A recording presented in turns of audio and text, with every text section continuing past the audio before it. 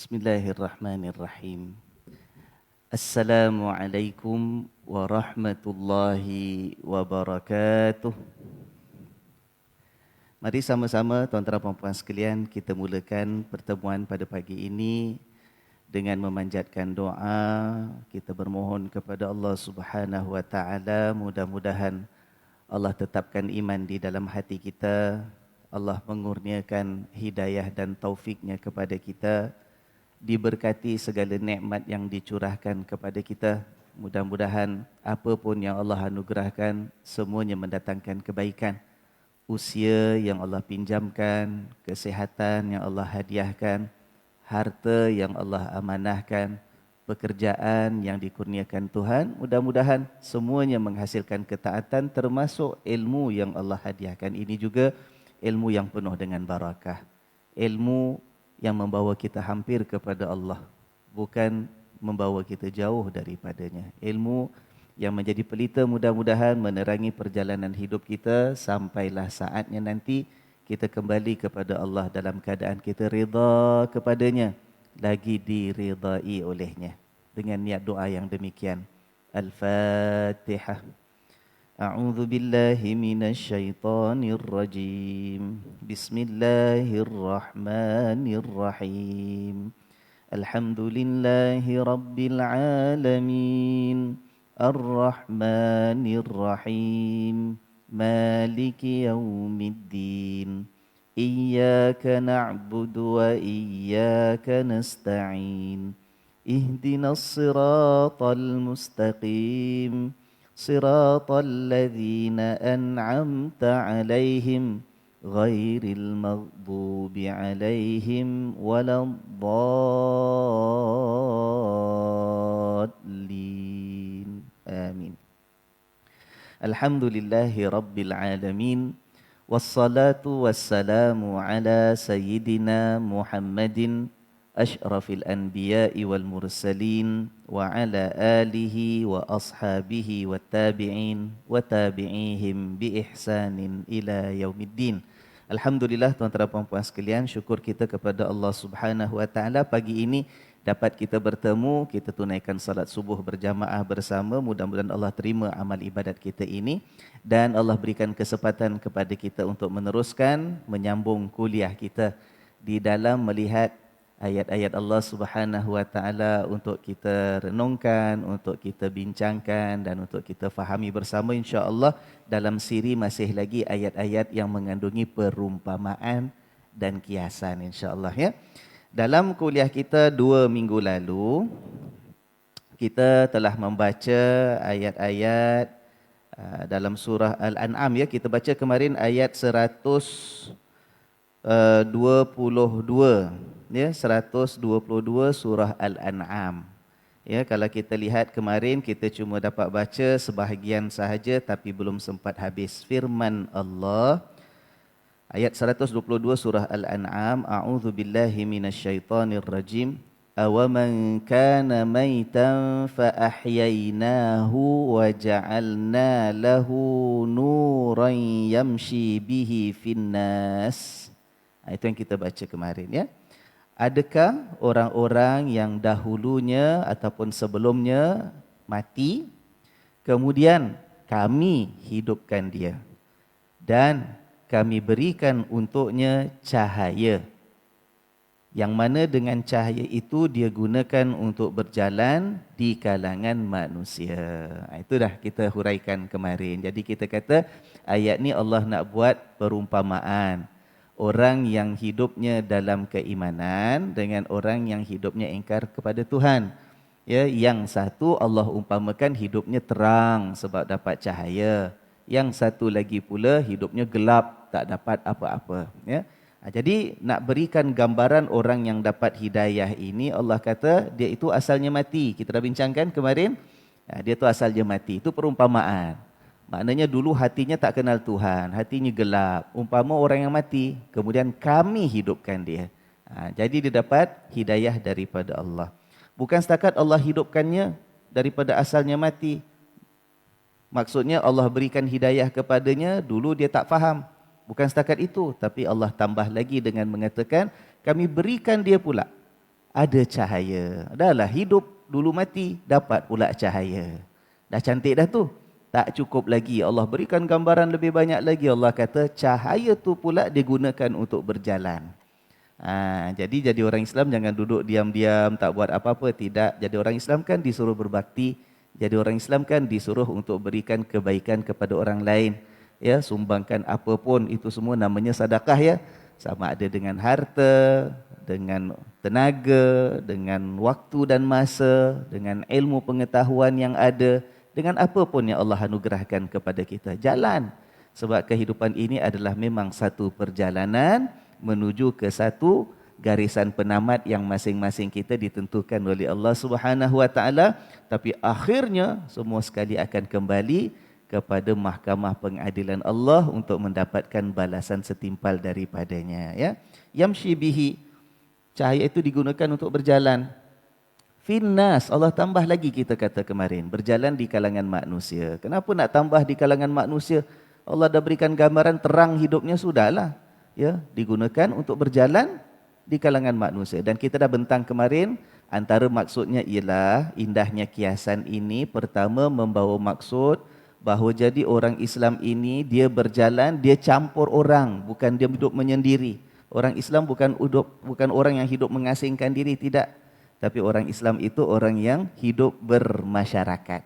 Ya, sebab itu sampaikan di antara tanda-tanda sempurnanya iman seseorang kepada Allah dan hari akhirat, dia itu orang yang memuliakan jiran tetangganya. Kan ada?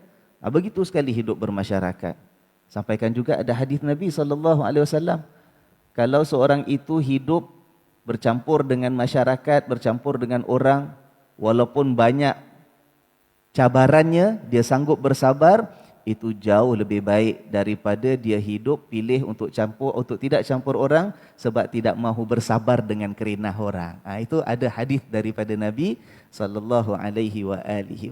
Itu dah kita bincangkan. Jadi pertama, maksud ayat ini, cahaya Allah beri digunakan untuk berjalan di kalangan manusia ialah supaya orang beriman ini hidup bermasyarakat.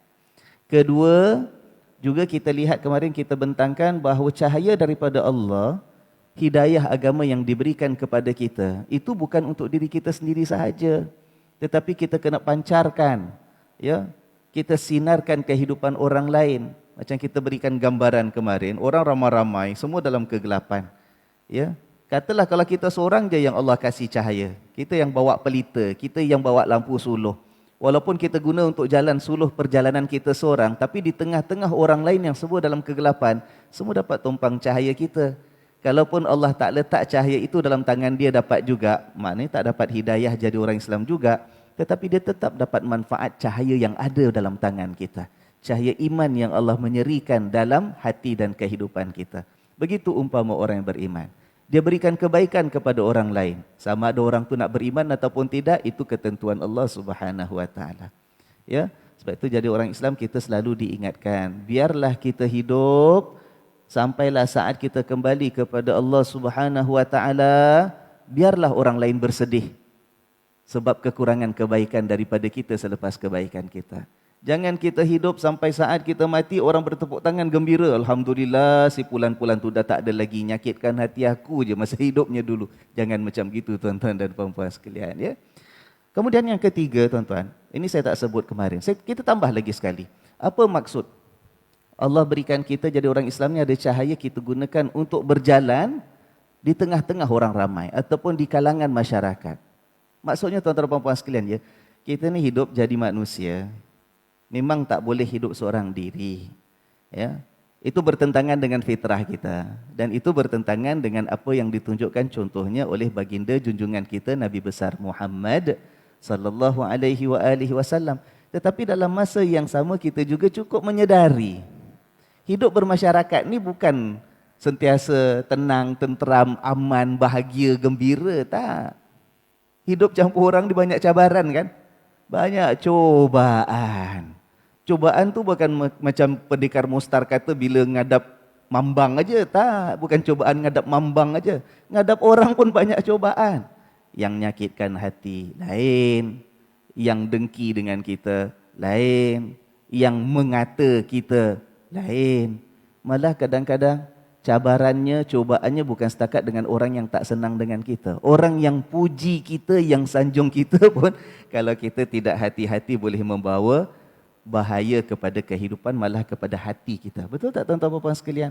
Bila kita disanjung, bila kita dipuji, bila kita diangkat melangit tinggi, akhirnya menyebabkan kita tidak kenal diri. Lalu kita lupa bahawa sebenarnya yang maha suci itu Allah Subhanahu wa taala, tidak ada yang lain selain daripadanya di dunia maupun di akhirat nanti. Tuan-tuan dan puan-puan sekalian, hidup bermasyarakat banyak cabarannya. Jadi macam mana, bagaimana kita nak hidup sejahtera, zahir kita, batin kita. Ya. Dunia kita, akhirat kita. Macam mana hidup nak sejahtera semua itu di tengah-tengah masyarakat yang banyak cubaan pada kita? Macam mana? Iaitu dengan berpegang dengan cahaya Allah. Ya, hidup di tengah masyarakat, apapun cabarannya, apapun dugaannya, apapun fitnahnya, apapun ujiannya, yang penting kita orang Islam, kita ada panduan. Panduannya apa? Itulah cahaya Allah. Ya, wa ja'alna lahu nuran yamshi bihi finnas.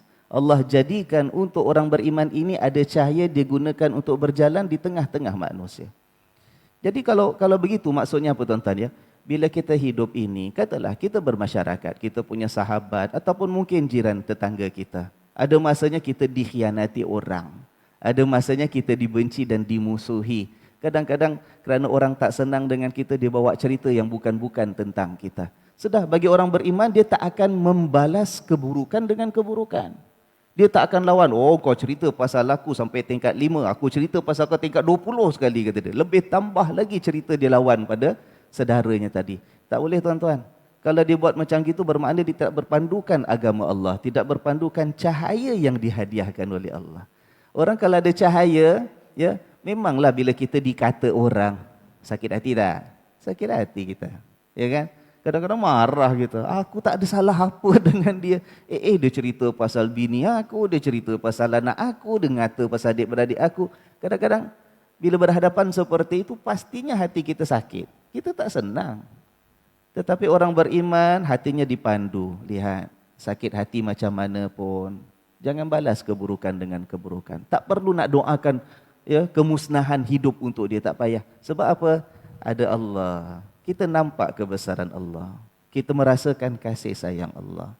Kita meyakini perlindungan Allah. Sebab akhirnya kita tahu, kita ini macam mana pun diri kita yang kita kenali sendiri. Buruk baik kita, kita yang kenal. Akhirnya kita balik pada Allah. Kita nak jawab depan Allah, bukan depan dia. Dia juga akhirnya cakap yang bukan-bukan pasal kita. Akhirnya kita serahkan kepada Allah. Itu cahaya yang Allah berikan pada kita. Jadi hidup kita ni tenang, tuan-tuan. Relax, ya, steady je, ya kan? Orang cakap apa, cakaplah. Aku tak luar apa pun. Yang dia cakap bukan betul pun. Kalau betul pun, kita jadikan cerminan untuk diri kita. Kalau betul pun, itu kan jadi mengumpat ya. Sesuatu yang tak baik tentang kita, mungkin tentang keluarga kita, dijajakan cerita kita di tempat lain, pada orang lain. Itu fitnah. Itu mengumpat, dosa juga. Walaupun benda itu sesuatu yang kita tidak senangi, tapi bila kita tahu betul tentang diri kita, bukan balasnya dengan marah dia, malukan dia pula, tidak. Dengan kita cerminkan diri kita, apa yang dia cakap tu betul. Dulu memang aku macam tu. Ya Allah, kau ampunkanlah kesalahan-kesalahan aku yang lalu, ya Allah.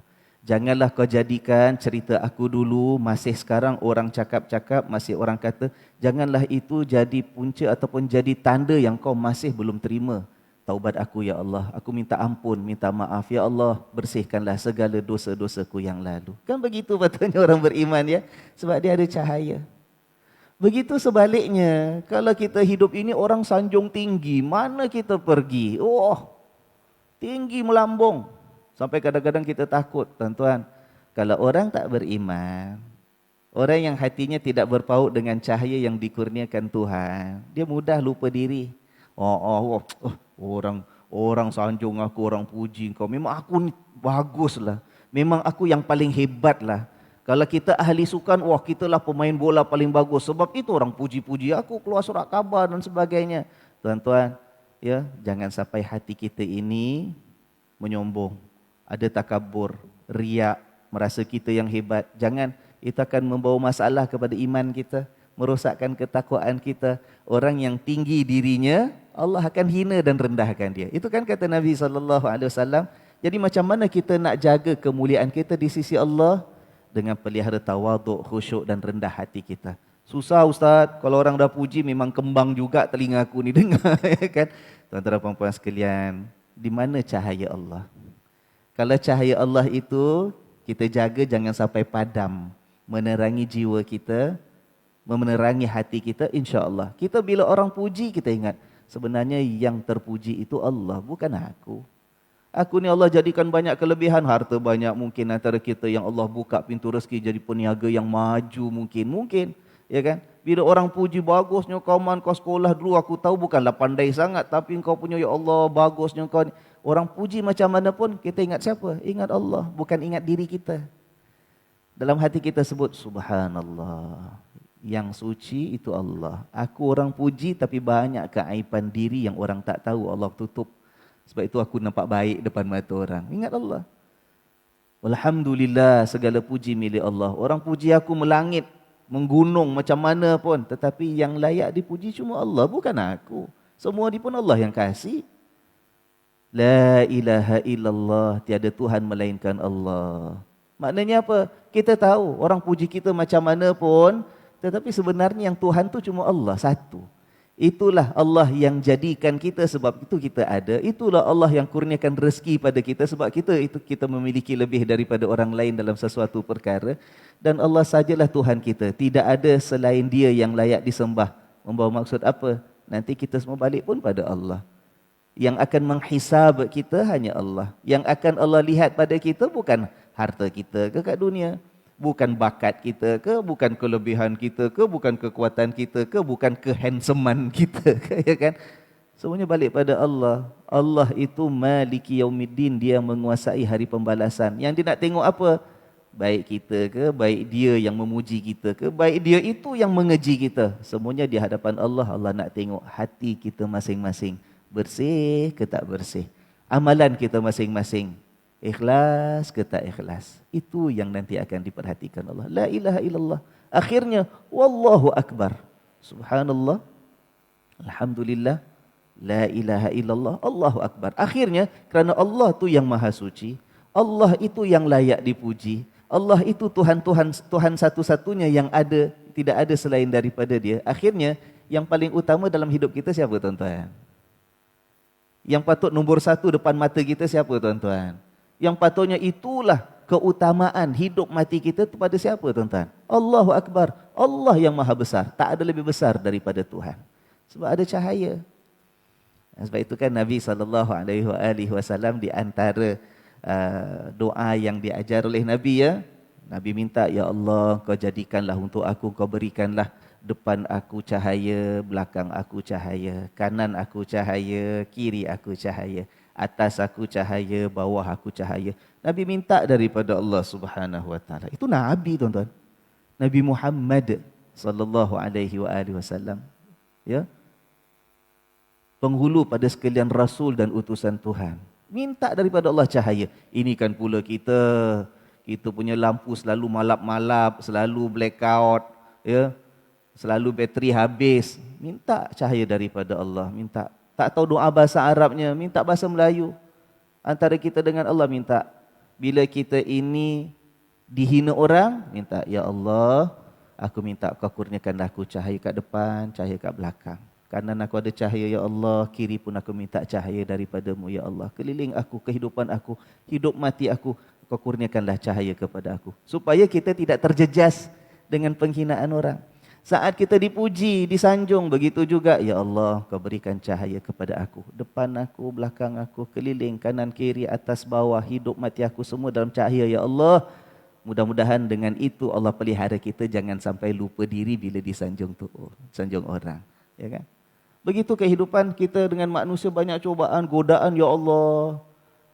Kata orang Jawa, sing lanang-lanang iki, kalau nampak yang wedok itu kat depan, ya.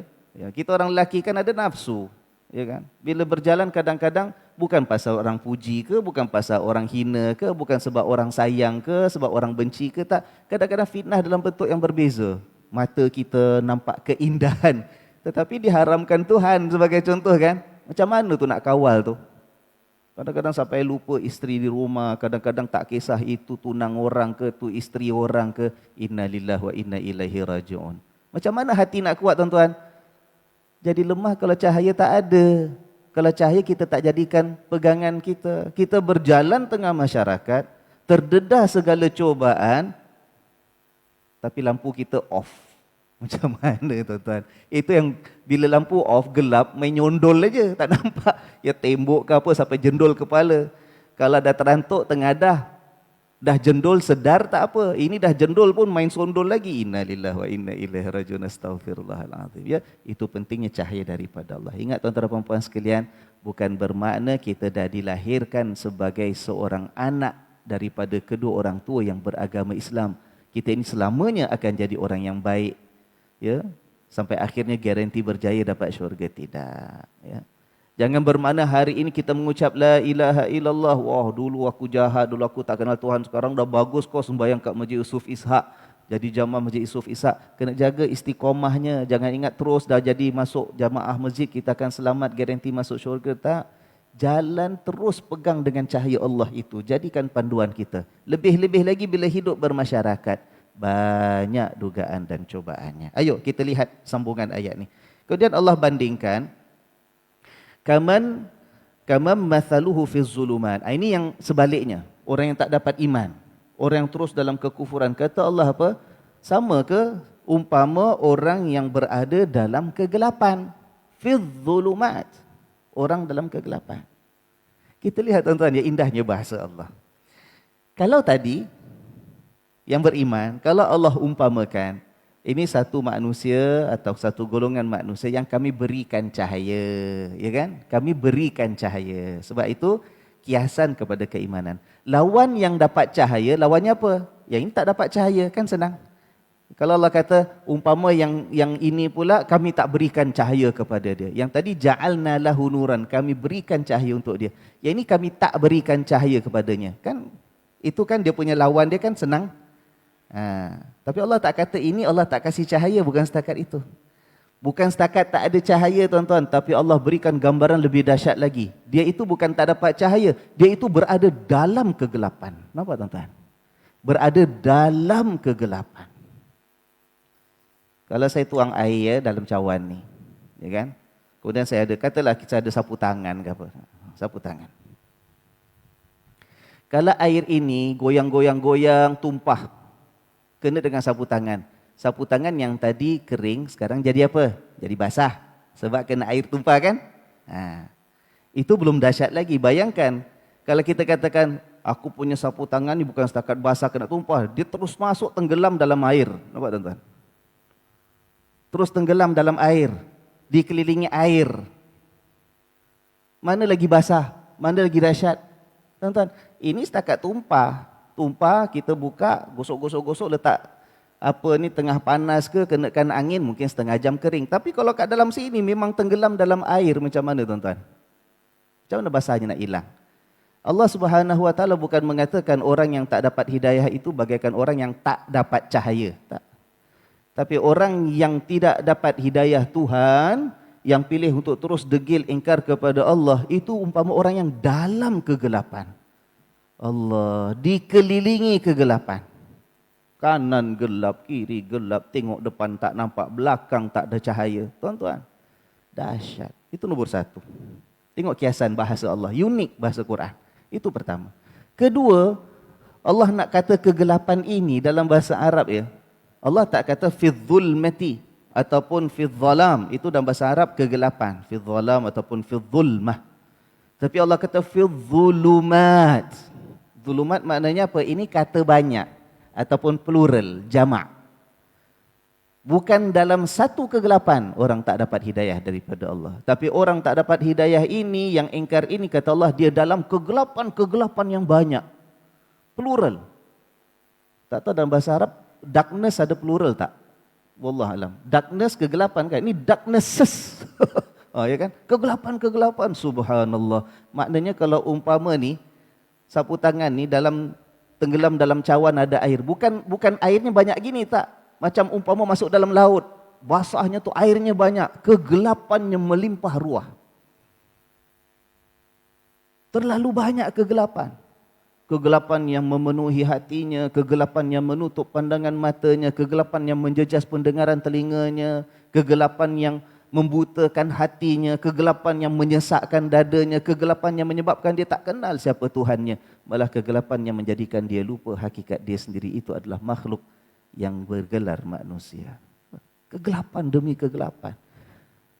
Dia itu kalau sesekali tuan-tuan, kerana kegelapan tu banyak sangat, kalau dia berusaha sikit pun, dia rasa dia selamat, oh terlepas aku daripada balak ni. Ya, belum tentu habis. Sebab lepas satu kegelapan, dia akan berhadapan dengan kegelapan yang berikutnya. Kegelapan lepas tu, sebab kegelapan dia banyak. Inna lillahi wa inna ilaihi raji'un. Begitu kepilihan hidup yang kita hendak. Begitu keadaan diri kita yang kita nak bawa balik kepada Allah nanti bila datang hari perhitungan kita depan Allah. Tunjuk-tunjuk depan Allah, ya Allah, kitab amalan kita penuh dengan kehitaman, hati kita penuh dengan kekotoran, hidup kita penuh dengan kegelapan. Cek memang kita sendiri yang pilih macam tu. Nak kata apa lagi depan Tuhan nanti, tuan-tuan dan puan-puan sekalian, ya? Tak habis itu. Orang tak dapat cahaya Allah. Sebab itu pilihan manusia itu sendiri. Dia bukan sahaja tidak dapat cahaya, malah dia dalam kegelapan. Kegelapannya bukan satu, kegelapannya banyak. Ya kan? Kata Allah lagi, laisa bi kharijim minha. Dia tidak mampu keluar daripada kegelapan-kegelapan itu. Kita bayangkan ni bukan air basah sikit satu cawan, tapi air katalah satu perigi, satu sungai, satu tasik, satu lautan katalah basuk. Dahlah tenggelam dalam kegelapan. Kegelapannya banyak. Kata Allah, dia tak mampu keluar daripada kegelapan itu. Tak boleh. Tak ada orang boleh selamatkan dia. Tak ada orang boleh tunjukkan pada dia kalau memang dia pilih kegelapan itu sendiri. Kecuali kalau dia hendak cari kebenaran, Allah akan bantu beri hidayah kepadanya. Dan Allah akan pimpin dia. Kalau dia hendak. Tapi kalau dia letakkan dirinya sendiri dalam kegelapan tadi, sampai bila pun, tak ada siapa boleh selamatkan dia. Laisa bi kharijin minha, tak mampu. Tak boleh, tak ada keupayaan apa pun. Tak ada kudrat untuk keluar daripada kegelapan tadi. Akhirnya, ada sebahagian manusia, kerana kedegilannya tidak ada penghujungnya. Tak habis-habis sepanjang hidup pilih kegelapan, keingkaran, kedegilan depan Tuhan. Kami kunci hati-hatinya. Ya, kami kunci hati-hatinya. Am ala qulubin aqfaluha. Ya, pada hati-hati manusia sebahagiannya itu kami kunci, letak mangga-mangga pada hati-hati itu. Habis tuan-tuan. Ya. Allah sahaja yang boleh selamatkan seorang insan pada ketika itu, tapi Allah tak akan selamatkan kalau dia sendiri tidak mahu kembali kepada Allah. Ya, sebab itu penting dari semasa ke semasa minta hidayah daripada Allah. Dan Allah dah bantu kita, Allah atur. Ya, sebab manusia selalu lupa kan? Manusia selalu lupa. Ya, disuruh doa, kadang-kadang aja kita sudi berdoa. Disuruh minta, Allah sedia, Allah buka pintu seluas, mari masuk. Ya, mintalah apa kamu nak. Jarang kita sudi nak berdoa kepada Allah Subhanahu Wa Taala. Tapi Allah atur. Hendak ke, tandak ke, ingat ke, lupa ke, aku dah aturkan. Tiap-tiap hari, setiap kali salat, mesti itulah doa kita wajib kita minta dengan Allah. Ihdinas siratal mustaqim. Jadi kalau orang solat pun tandak, Fatihah pun tak baca. Bila Fatihah tak baca, habis. Tak minta hidayah daripada Allah. Padahal kita ni nak berhadapan dengan kegelapan-kegelapan. Maknanya cobaan-cobaan hidup, ujian, banyak. Ya, dugaan, fitnah dan sebagainya. Pagi pun ada ujian, tengah hari ada, petang ada, malam ada, tengah malam pun ada ujian dan cobaan. Allah minta daripada Allah, ihdinas siratal mustaqim. Rasakan itu, serapkan itu dalam hati kita. Dan Allah kata, kadzalika zuyyina lil kafirin.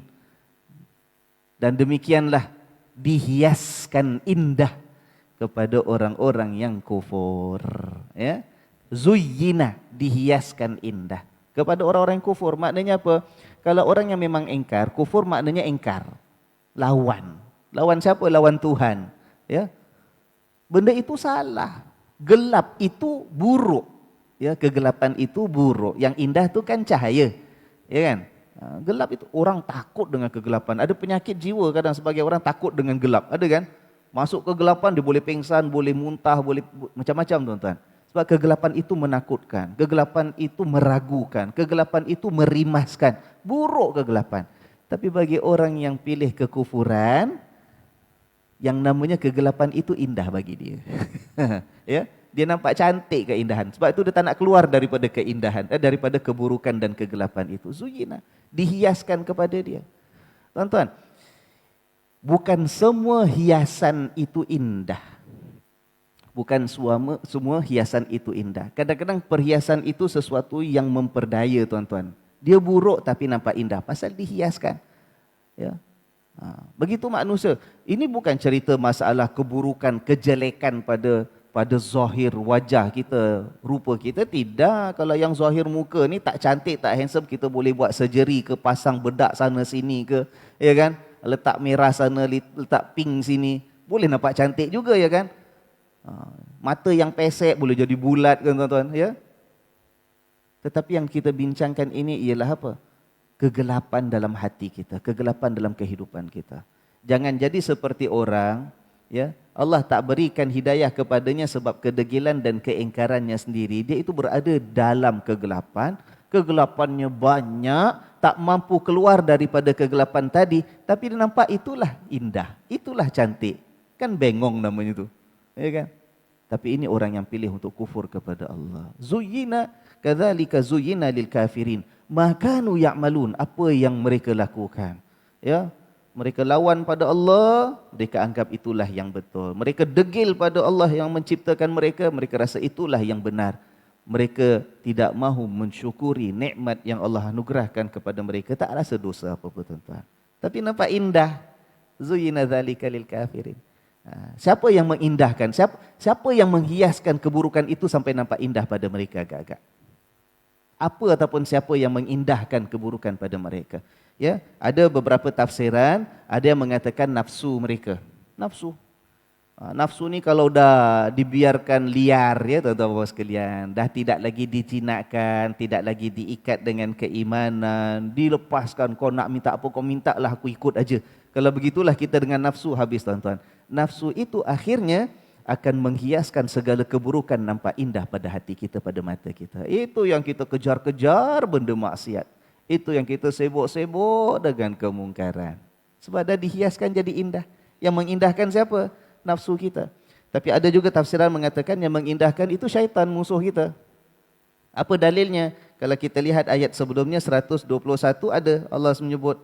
Ayat 121 di tengah-tengah ada firman Allah, wa innasyayatina layuhuna ila awliyaihim liyujadilukum, dan sesungguhnya syaitan-syaitan itulah yang mengajar kepada kamu ataupun mengajar kepada, kita kata, orang-orang mereka, pengikut-pengikut syaitan itu, bagaimana untuk melawan cakap denganmu ya Muhammad sallallahu alaihi wasallam. Jadi syaitan yang mengajar, syaitan yang menghasut, syaitan yang juga memperdayakan manusia sampai melihat keburukan itu sebagai kebaikan, kegelapan itu sebagai cahaya yang menghiaskan indah. Ya, jangan itulah jadi keadaan kita, jangan itulah yang menjadi keadaan kehidupan kita sebagai hamba Allah Subhanahu wa taala. Jadi itulah tuan-tuan dan puan-puan sekalian, kita melihat, ya, satu ayat Allah nak berikan perbandingan antara orang yang Islam beriman dengan mereka yang pilih kekufuran. Yang satu itu hidupnya dapat cahaya daripada Tuhan, yang satu hidupnya gelap, tidak mendapat cahaya apa-apa daripada Allah. Tapi begitu bahasa Allah atur, subhanallah. Ya.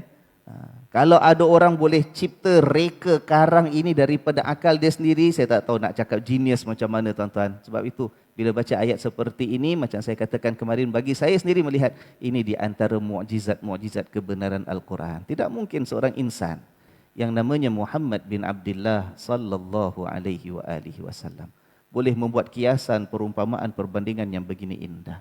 Ya, masa tidak mengizinkan, tetapi kalau kita sudi nak baca, tuan-tuan, sikit lagi, sikit kita baca, tuan-tuan boleh baca sendiri, saya tak huraikan panjang lebar. Kita lompat beberapa ayat, kalau kita baca ayat 125, tuan-tuan pulang baca ayat tu, 125. Allah buat perbandingan lagi. Yang Islam, yang bukan Islam. Orang kalau dapat hidayah, Allah lapangkan dadanya, ya.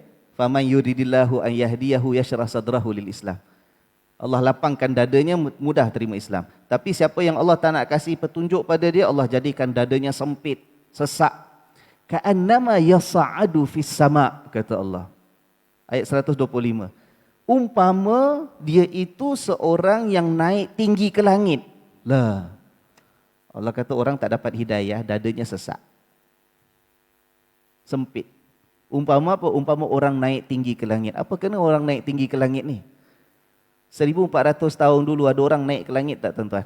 Tak ada. Manusia belum kenal lagi. Paling-paling pun naik rumah paling tinggi time tu lah. Berapa tingkat aja. Belum ada pun orang yang sampai mencecah awan pun. Ya kan? Lebih-lebih lagi masyarakat Arab yang hidupnya di padang pasir, tanah semenanjung Arab seperti itu. Tapi kemudian bila manusia telah diberikan oleh Allah ilmu, kepandaian, mencipta kapal terbang, melepasi awan, naik sampai bulan, tuan-tuan dan puan sekalian. Kita menyedari rupanya udara dunia yang membolehkan kita bernafas dengan oksigennya, tekanan yang sesuai dengan kehidupan fizikal kita sebagai manusia itu dalam suasana lingkungan kita kata atmosfera dunia saja. Naik tinggi sangat, ke atas kita tak boleh bernafas. Macam mana boleh seorang insan namanya Muhammad bin Abdullah sallallahu alaihi wasallam tahu tentang perkara ini 1400 tahun yang lalu. Ratusan tahun lepas itu baru manusia kenal ke atas sana pressure tekanannya buat kita tak boleh bernafas. Ka'annama yas'adu fis sama. Orang yang tak dapat hidayah Allah jadikan hatinya, dadanya sesak sempit, tak boleh bernafas umpama orang yang naik ke langit. Subhanallah. Nampak? Ini lagi satu bukti. Bagi saya lah mukjizat Al-Quran. Tak mungkin ini karangan seorang manusia. Ini adalah wahyu daripada Allah Subhanahu Wa Taala. Mudah-mudahan Allah jadikan kita manusia yang dilapangkan dada kita. Ya.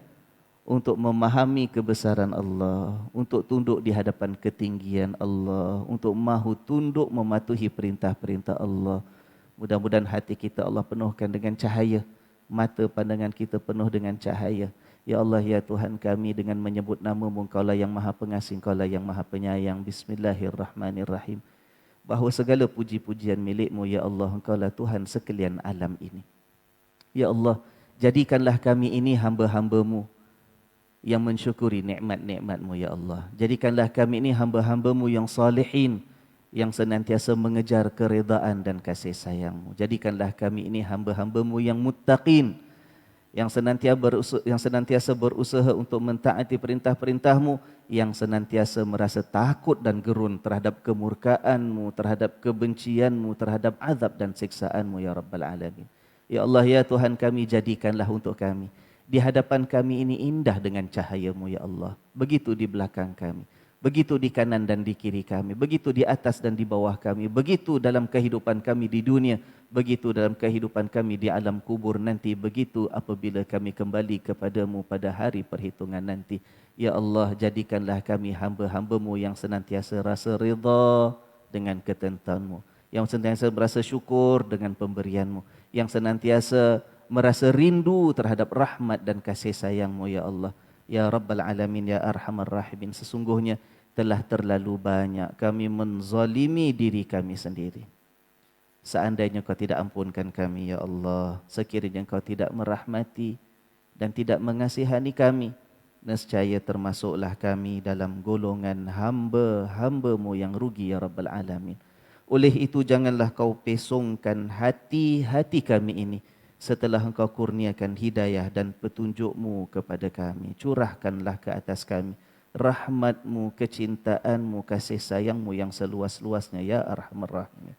Ampunkan dosa-dosa kami, ya Arhamar Rahimin. Ampunkan juga dosa dan kesalahan kedua orang tua kami. Rahmatilah mereka seperti mana mereka bersusah payah mendewasakan kami semenjak kecil kami dahulu.